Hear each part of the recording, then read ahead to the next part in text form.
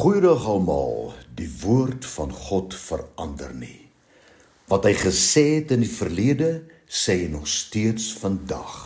Dit is skokkend om te aanskou hoe dit wat verkeerd is in die oë van die Here deesdae algemeen aanvaar word as korrek en selfs in die openbaar bevorder word as aanvaarbaar.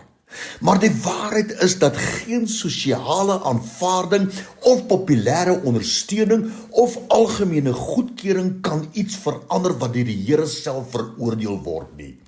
Die algemene neiging is deesdae om sekere sonde geestelik te akkommodeer ter wille van. Die Here wil hê sy kinders moet uitstaan bo die wêreld.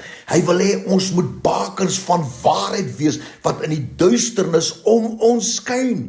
Filippense 2 vers 14 en 15. Doen alles sonder murmurering en teespraak, sodat julle onberispelik en opreg kan wees. Kinders van God, sonder gebrek te midde van 'n krom en 'n verdraaide geslag, onder wie julle skyn soos ligte in die wêreld.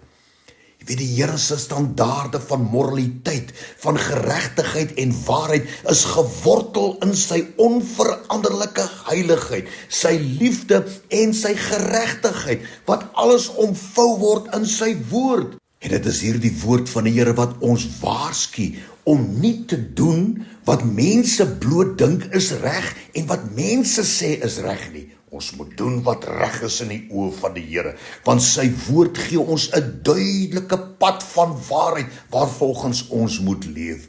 Galasiërs 5 vers 16 tot 17.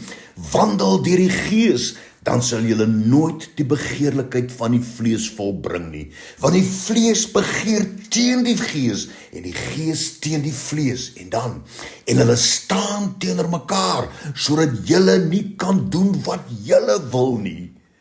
Weet, 'n onversetlike standpunt vir wat reg is noodsaaklik vir ons wat ligte in die donkerte van die wêreld om ons moet wees. Die waarheid van die Here se woord verander nooit en ons as sy kinders moet nooit probeer om die waarheid te verander sodat ons meer aanvaarbaar vir die wêreld moet word nie. Want Efesiërs 6 vers 14 sê vir ons baie duidelik, staan dan vas, julle lendene, met die waarheid omgord. Ag Here, help ons om vas te staan, om u waarheid vas te gryp en om daarvolgens te leef. Dankie daarvoor, Here, in Jesus naam, amen.